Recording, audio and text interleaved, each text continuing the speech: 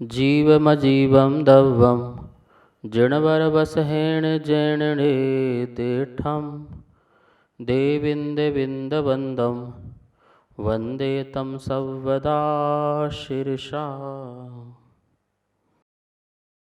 द्रव्य संग्रह परम मांगलिक ग्रंथ है। आचार्य नेमिचंद भगवान द्वारा यह लिखा गया है। 58 इसमें गाथाएं हैं। भाषा इसकी प्राकृत है। 6 द्रव्य 7 तत्व 9 पदार्थ 85 गाय मोक्ष मार्ग और ध्यान का बहुत सुंदर वर्णन है। हम सब लोग गाथा नंबर 42 पढ़ करके 43 पढ़ी थी और अब जो है आज 44 नंबर की गाथा पढ़ेंगे। 43 नंबर की गाथा में दर्शन उपयोग की बात चली थी कि दर्शन उपयोग का स्वरूप क्या है। जो सामान्य सत्ता को ग्रहण करता है उसे जो है दर्शन उपयोग कहते हैं। ज्ञान में आने के पहले जो सामान्य अवलोकन होता है उसे दर्शन कहते हैं। यहाँ देखिए लिखा है दर्शन किसे कहते हैं।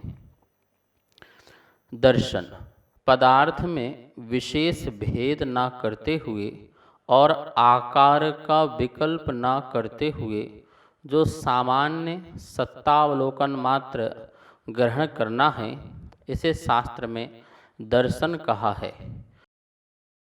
पदार्थ में कोई विशेष भेद नहीं कर रहे हैं। उस पदार्थ की विशेष भेद में उसके पर्याय में नहीं जाना है और ना ही उसका आकार में जाना है।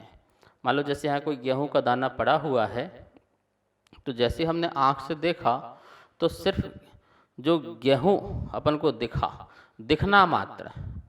अभी ज्ञान में ये भी नहीं आना कि ये गेहूं है और इसका आकार ये है ऐसा भी नहीं आना और इसकी क्या वैरायटी है और इसकी क्या पर्याय हो सकती है आगे, जैसे आटा होना, इसकी रोटी बनना और भी आइटम बनना, ऐसे अन्य विशेष पर्याय उसके बारे में भी नहीं आना और उसके आकार को भी नहीं जानना।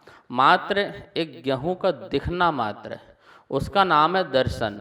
अब ये गेहूं है और इससे क्या क्या कार्य किया जा सकता है और इससे क्या क्या बना जा सकता है, बनाया जा सकता है, ऐसा जो आपको विकल्प आता है वो ज्ञान का काम है। समझ में आ गया ना दर्शन और ज्ञान में क्या है। दर्शन में कोई भी आपको उसकी पर्यायों के बारे में नहीं जानना है, सिर्फ ओनली दर्शन, देखना, दिखना, वो दर्शन है।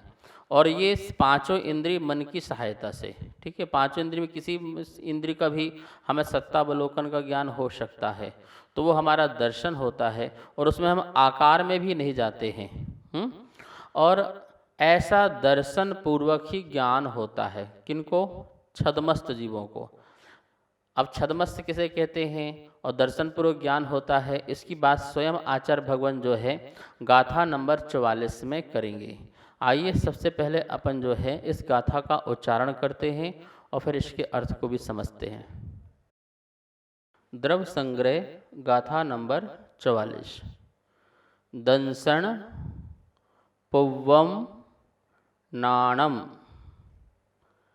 छदमत्थाणम छदमत्थाणम ना दुन्नी उवओगा जुगमम जमहा केवली नाहे जुगमम तू ते दो वी। फिर देखिए दंसण पुव्वम नाणम छदमत्थाणम न दुन्नी उवओगा जुगमम जमहा केवली नाहे जुगमम तू ते दो वी। ये इसका उच्चारण है। पूरा उच्चारण करेंगे। दंसण पुव्वम नाणम छदमत्थाणम न दुन्नियोवओगा जुगमम जमहा केवली नाहे जुगमम तुते दोवी। अब इसका अर्थ देखते हैं। दंसण पुव्वम नाणम, जो नाणम मतलब ज्ञान, दंसण पुव्वम दर्शन पूर्वक होता है। ज्ञान कैसा होता है? दर्शन पुव्वम दर्शन पूर्वक होता है। छदमत्थाणम, छदमत्थानम मतलब क्या है? छद्म स्थ, जो छद्म में स्थ हैं। कैसे हैं? छदमस्थ हैं। छद्म मतलब अल्प, जो जिनका ज्ञान कैसा है? अल्प होता है। ऐसे अल्प ज्ञान में जो स्थ हैं, तो छदमत्थानम अल्प ज्ञानियों के ना दुन्नी उव ओगा, कह रहे हैं ना नहीं, दुन्नी दोनों, उपयोगा उपयोग, जुगमम एक साथ नहीं होते हैं। जुगमम एक साथ, ना दुन्नी उपयोगा दोनों उपयोग नहीं होते हैं। छदमत्थानम अल्प ज्ञानियों के जो दर्शन और ज्ञान जो है वो दोनों उपयोग जुगमम एक साथ ना नहीं होते हैं। जमहा क्योंकि केवली, ये जो केवली भगवान है, अरहंत भगवान है ना, वो केवली भगवान है। नाहे, केवली नाहे मतलब केवल ज्ञानी, नाहे नाथ, जो केवल ज्ञानी हैं, केवल ज्ञानी के दो भी दोनों ही जुगमम एक साथ होते हैं। जुगमम एक साथ होते हैं, तो मतलब किंतु, किंतु ते उन केवलियों को एक साथ दो भी दोनों ही होते हैं। फिर से देखेंगे एक बार अर्थ अच्छी तरह से, यहाँ से लगाएंगे। छदमत्थानम, छदमस्त मतलब अल्प ज्ञानियों के, दंसन पुब्बम नानम दर्शन पूर्वक ज्ञान होता है। जमहा क्योंकि दोन्नी दोनों, उपयोगा उपयोग, ना छदमत्थानम छदमस्तों के जुगमम एक साथ नहीं होते हैं, तो किंतु केवली नाहे, केवल यानी के दो भी दोनों ही उपयोग जुगमम युगपद एक साथ होते हैं। इस प्रकार ये गाथा का अर्थ हुआ। गाथा का अन्वय देखेंगे यहाँ पर। छदमत्थानम अल्प ज्ञानियों के, दंसन पुब्बम नानम दर्शन पूर्वक ज्ञान होता है। जमहा क्योंकि दोन्नी दोनों, उपयोगा उपयोग, वहाँ जुगमम एक साथ युगपद ना नहीं होते हैं, तो किंतु केवली नाहे केवल ज्ञानी के दो भी दोनों ही उपयोग जुगमम युगपद एक साथ होते हैं।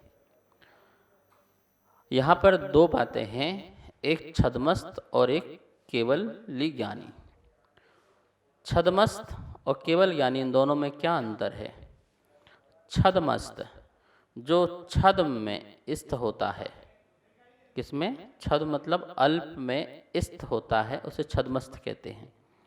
छदमस्त की परिभाषा स्वयं यहाँ बता रहे हैं, यहाँ देखिए लिखा हुआ है छदमस्त। छदमस्त अर्थात छद्म में रहने वाला। छद्म का अर्थ ज्ञानावरण और दर्शनावरण कर्म है।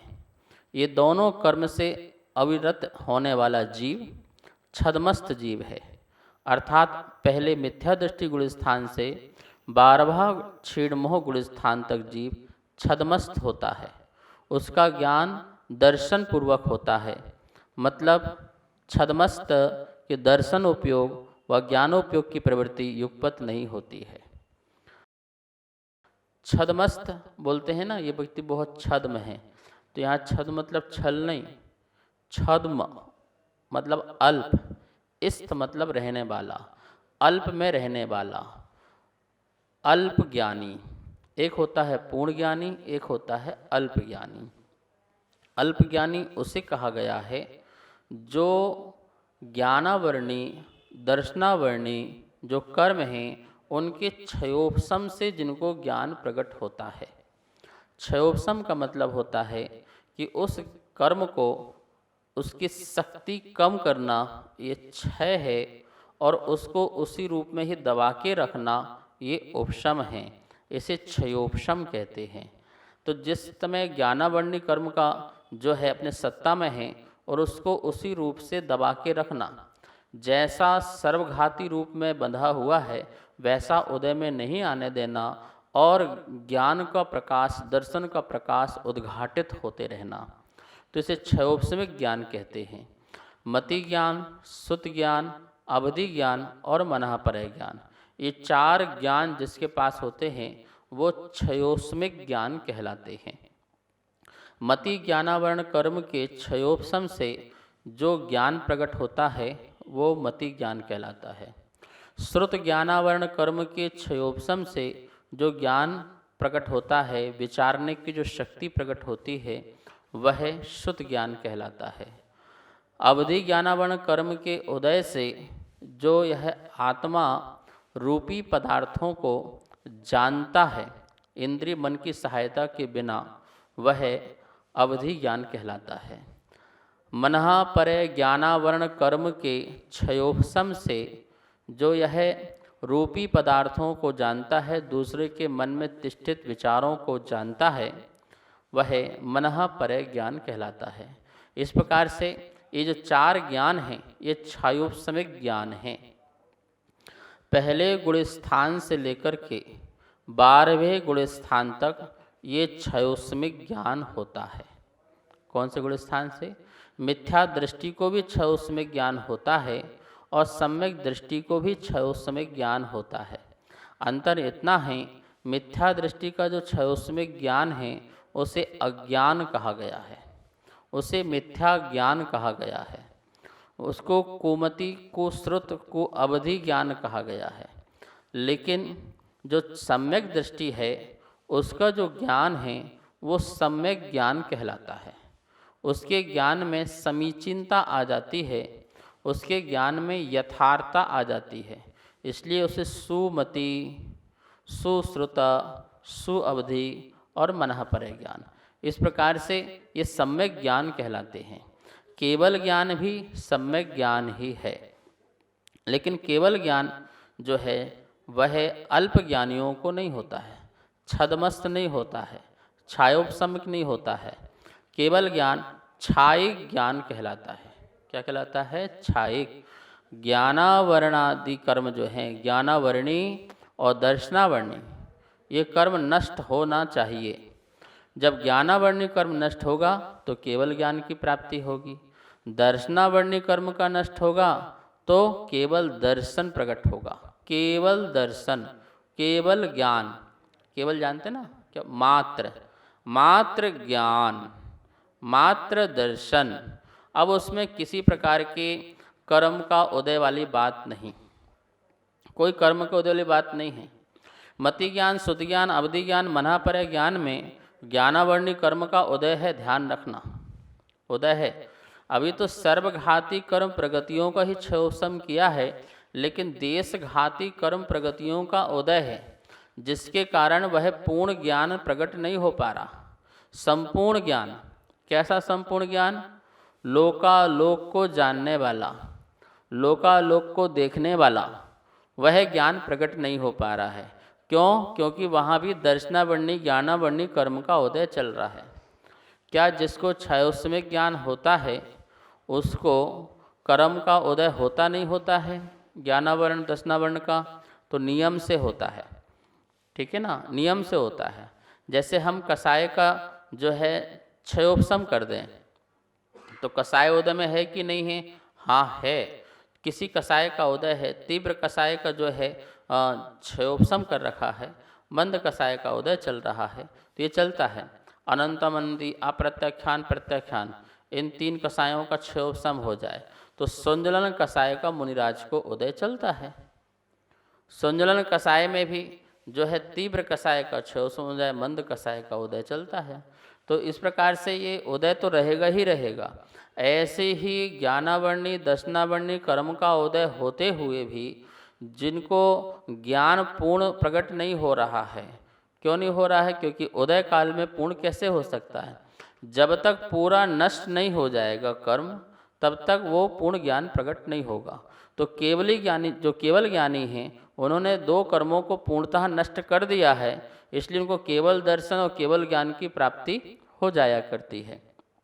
यहाँ पर कहा गया है कि जो छद्मस्थ हैं, अल्पज्ञानी हैं, उनको ज्ञान होगा लेकिन डायरेक्ट नहीं होगा। डायरेक्ट नहीं होगा मतलब ज्ञान होने के पहले दर्शन होगा। क्या होगा? दर्शन होगा। जो छद्मस्थ हैं वो जो भी इंद्रियों के माध्यम से जाने या आत्मा से डायरेक्ट जाने, जैसे अवधि ज्ञान, मना परय ज्ञान वाले आत्मा से डायरेक्ट जाने, प्रत्यक्ष ज्ञान होता उनको। लेकिन जब भी वो प्रत्यक्ष ज्ञान से देखेंगे भी किसी वस्तु को या विचार करेंगे, तो वो उस समय भी उनको क्या होगा? पहले दर्शन होगा फिर ज्ञान होगा। पर केवल ज्ञानी को ऐसा नहीं है। केवल ज्ञानियों का दर्शन और ज्ञान युगपत एक साथ होता है। जैसे दीपक का जलना, जैसे दीपक जलाया तो अंधेरा का जाना और प्रकाश का होना दोनों कार्य एक समय में हुए। इनका समय भेद नहीं है, काल भेद नहीं है कि पहले प्रकाश होगा फिर अंधेरा जाएगा या अंधेरा जाएगा फिर प्रकाश होगा, ऐसा नहीं है। दोनों कार्य एक साथ हुए। ऐसे ही केवल ज्ञानी जितने भी ज्ञेय पदार्थ देखते हैं, जानते हैं, वो युगपत देखते और जानते हैं। एक समय में ही उनका देखना होता है, उसी समय में ही उनका जानना होता है। समय का भेद नहीं है। लेकिन छद्मस्त वालों में समय का भेद है। समय का भेद है। पहले दर्शन होगा और फिर ज्ञान होगा। तो काल और समय का भेद छद्मस्त जीवों को हुआ ही करता है। इस प्रकार ये गाथा के माध्यम से दर्शन और ज्ञान की चर्चा की। इस विषय में हम लोग पहले पढ़ा चुके हैं और आप जानते भी हैं कि दर्शन क्या है और ज्ञान क्या है। देखना और जानना, ये दर्शन और ज्ञान होता है। और भी कुछ विषय होंगे, अपन चर्चा करेंगे। समय हो चुका है। आइए माँ जनवाणी की स्तुति करते हैं। वाणी के ज्ञान ते सूझे लोकालोक, सो वाणी मस्तक नमो, सदा देत हूँ धोख, सदा देत हूँ धोख। सबको बहुत बहुत मंगल आशीर्वाद।